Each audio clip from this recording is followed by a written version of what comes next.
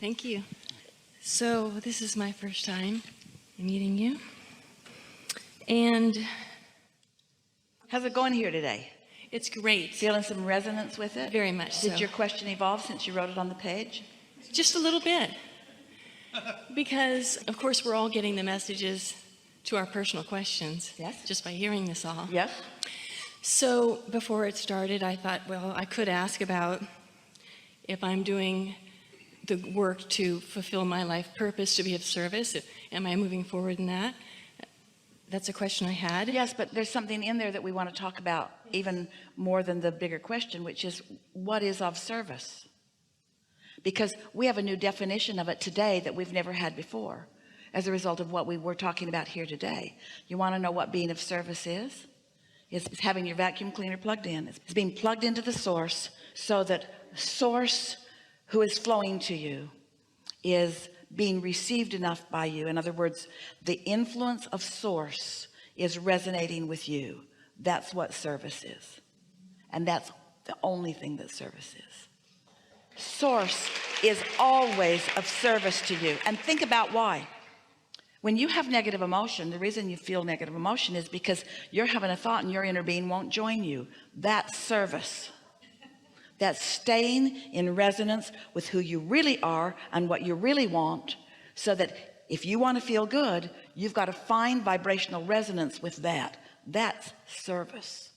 Humans think that service is really hearing you in your struggle, being motivated to try to help you from the place of utter disconnection. That's what most people think service is. I will suffer enough that I will serve you. We say, no, you won't. You'll just suffer and need more service from somebody who's still in alignment. So that's what that question was about. Yeah. And the career that I am in is of service. So that's kind of, I wanted to just get that out and throw it away.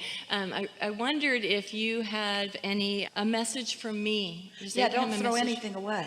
Oh, I mean, not throw away. That's a little strong to say. What do you mean, though? Meaning that I guess I know I'm living my purpose. I know that I'm of service. So I don't have to contemplate that anymore. I really do know that. I know that. So now I'm manifesting that. Yeah.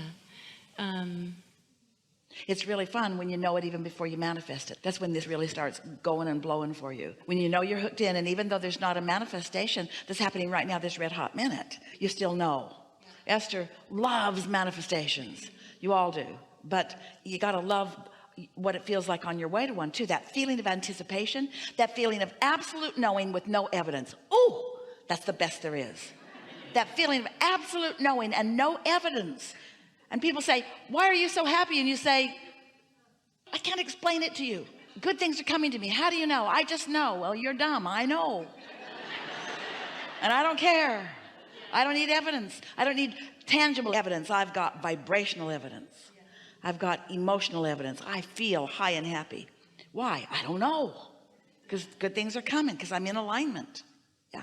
And like most people, I go in and out of that. As a whole, I know I've done a lot of work, and well, that's what you're wanting to sharpen up here. That's what mastery is. Mastery is really being aware when you're not there, that you could be there if you tried a little, that you could be there if you just focus a little, that you could apply what you know with a little more deliberateness. And the more you do it, the better it gets, and the better it gets. The more you know it, the more you know it, the more you do it, and the more you do it, the better it gets, until people look at you and they just hate you because your life is so easy and you're so happy and you don't need evidence, but you've got it all around you. And they say, oh, you keep saying you don't need any evidence, but look at that new house, new car, new love, new money, new thing. You say, yeah, it just seems to follow my happiness.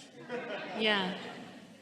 So this makes me think about, and I have a tendency to be very hard on myself. Well, stop it. I know. Don't give yourself permission to be that. You just confess to us. We don't want that kind of confession.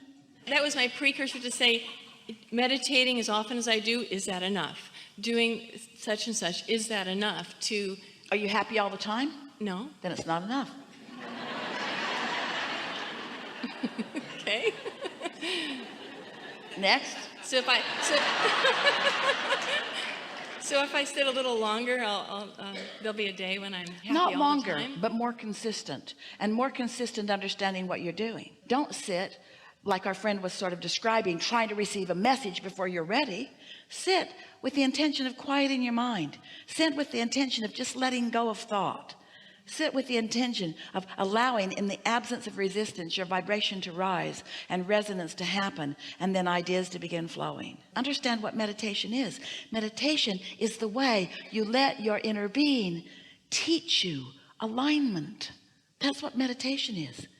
Your inner being is always there, and you're not always there, but when you meditate, you could always be there. So my ultimate question was, is there any message for me personally?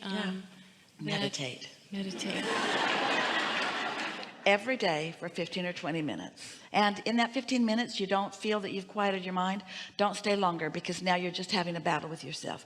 Get on with your day and do it again tomorrow, and eventually you will find that quieted place. You'll know it, because you'll feel different, you'll feel detachment, you'll just feel well-being, you'll just feel yourself wrapped round with all of this energy.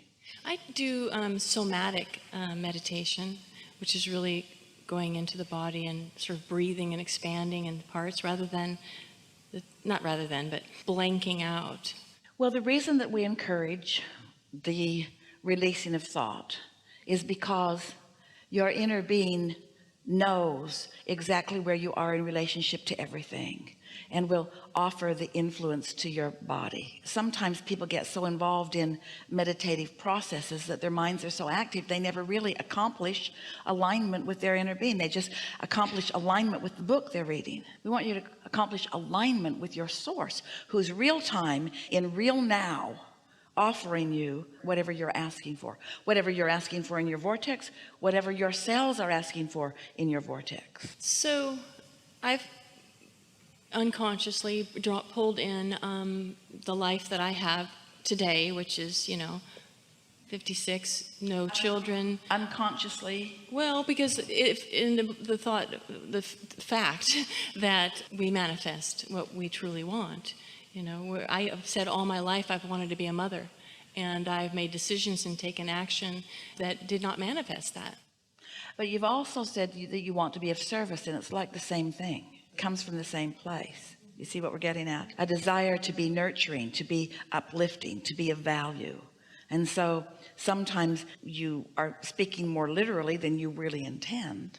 So why is that that I do that? For all of the reasons that we've been talking about here today, it starts with not knowing that you are more than you are, not knowing that there is another part of you that you have a relationship with, and that relationship is what your emotional basis is about.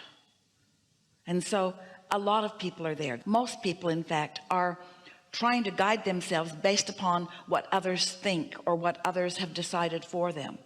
But when you understand that that part of you exists, and you understand that you had long-term intentions even before you came into this physical body, and that you've been amending them and adding to them, and that there is something that you really want and that your inner being really knows about, so that your singular quest becomes now, because you've already asked and it's already been given, to get yourself into the receptive mode where you can begin to receive the impulses, then all of these questions become irrelevant.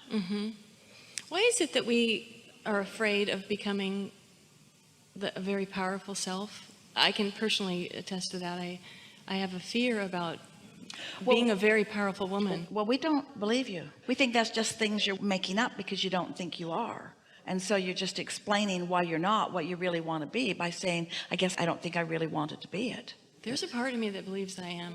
Yeah. We want to ask you some questions. Okay. Because to be a really powerful woman, which is a woman who is of service, which means a woman who is under the influence of source, which means a woman who is influencing in connection with source. In order to be that powerful woman, these are the things that you find along the way in that. You feel joy. Do you want joy? Yes. Then you want to be a powerful woman. Do you like clarity? Yes. Then you want to be a powerful woman.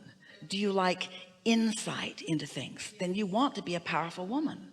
So can you see how that's just stuff you've been making up? Maybe you heard it somewhere, but none of it rings true, does it? I don't know, I followed you. You mean all that you just said? Yes, it rings true. None of that not being a powerful woman because I don't want to be. No, it's almost like bird. I just get distracted from my mission, my this other voice and all the physical actions and things I've done to produce who I am But today. here's the thing that we want you to hear. You heard a whole lot here today, and we acknowledge that you heard it, so that all of these things that you are saying are irrelevant given what you now know. But you're still saying them because you've got the habit of saying them. You've decided that that's who you are, but that's not who your inner being knows that you are. And right now, that's not who you know that you are. So our encouragement is to no longer practice that old defeating, powerless conversation. Think how powerless the words are that I'm afraid of my own power. Have you ever heard any more powerless words than I'm afraid to be powerful? It is completely illogical. And you want to know why you do it? Because you have decided that others don't like powerful women, and you don't want to upset them.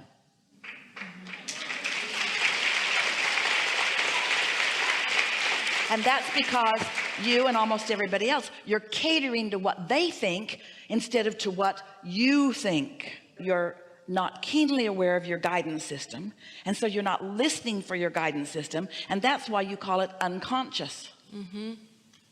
You see. Yeah.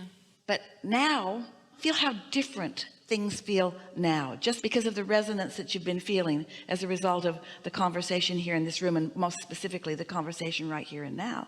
You are a powerful woman. When you think otherwise, you've unplugged your vacuum, you've disconnected, and then that feeling of powerlessness is your indication that you're right now out of your power. Well, of course, if you keep making your definitions of who you are when you're not in your power, you could come to the conclusion that I'm not powerful, but that's not even true of you, because often you connect and you know that you are in your power, in your influence, in your energy, you see. So we say often, in fact, we feel it so strong that Esther often translates it as shouting, stop it. Stop arguing for your limitations, because we felt you come with us, and then you repeated an old thing that you don't even right now feel. It's just something that you're used to saying. We don't know where you're getting your gratification from that, because really, do you know anybody? Have you ever entered a conversation, you're meeting someone new, and you sit down and they say, how are you? And you say, I'm good, but I'm powerless. I don't know why, I've just never let myself have my power. I thought it was meaningful to our relationship. Because have you ever said that to anyone? Or can you imagine someone saying that to you? If someone said to you, so you're sitting over lunch and you look across the table and you say, what's up? And they say, I feel powerless. What would your impulse be? I feel powerless. Wouldn't you want to say, well, you're not powerless. You might be pinching it off, but you're not powerless. Would you say, oh good, I'm powerless too? Let's join groups. Because if we get enough powerless people together, we'll have power. If we can find enough of us that are disconnected from source energy, we'll join together in groups and we'll have the power. Yeah, you'll have the power for mediocrity. You'll have the power for yucky things that don't feel good. You'll have the power for dismal conversations and miserable life experience. But that's not power. Power is joy. Power is love. Power is appreciation. Power is knowing. Power is clarity. Power is the universal energy that creates worlds flowing through your fingertips. So you say, I'd like some of that. And the universe says, there you go. And you say, I did that because I have power. Yeah. Anything you want. And so what you're getting on a daily basis is just how much power you think you have, how much that you're allowing yourself to have. Sometimes you don't allow it because other people have told you you're not worthy. Sometimes you don't allow it because you yourself don't, or you feel like you're not prepared. You make up all kinds of reasons for not knowing that you can have it if you want. But if you could just catch the spirit of being ready to be ready to be ready, and that it will just continue to unfold in pleasing ways for you, and that no one is keeping score except you, and your scorekeeping is not good for you. Just keep score of how happy you are and watch what happens.